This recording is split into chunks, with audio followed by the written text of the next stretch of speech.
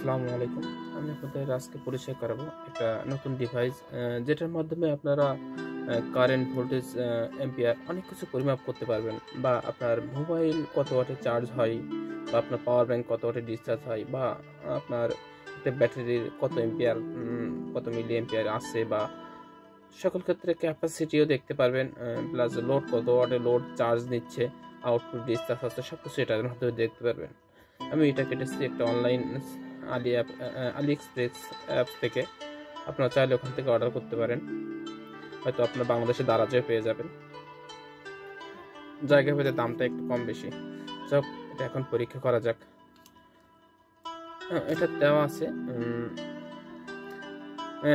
DC 4 থেকে 30 volt পর্যন্ত এটা পরিচালিত হয়।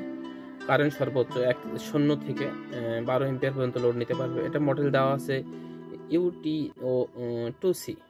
এখানে একটা সুইচও দেখতে পাচ্ছি। আমি প্রধানত কিনেছি আমার চাহিদা অনুযায়ী C type to C type.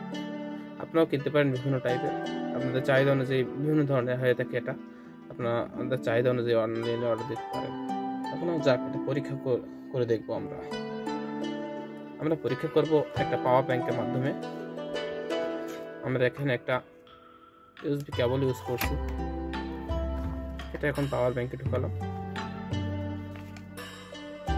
এখন আমার মোবাইলে চার্জ করব। দেখাচ্ছে মোবাইলে কটা ঢোকানোর সাথে সাথে ডিভাইসটা অন হয়ে গেছে।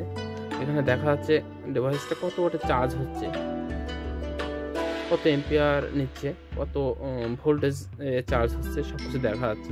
পাশাপাশি সাইটে দেওয়া আছে কত মিলি এম্পিয়ার চার্জ হয়েছে, কত সময় পরিচালনা হয়েছে, প্লাস আপনার অভ্যন্তরীণ যে তাপমাত্রা সেটাও দেখতে পাচ্ছি। প্লাস এখানে দিক নির্দেশনা দিয়ে দিচ্ছে যে কোন দিকে চার্জটা আসলে প্রবাহিত হচ্ছে। প্লাস আমাদের এখানে একটা সুইচ আছে, আমরা এখন দেখবো সুইচটা টেপার ফলে কি কি পরিবর্তন হয়। আমি দেখতে পাচ্ছি নতুন একটি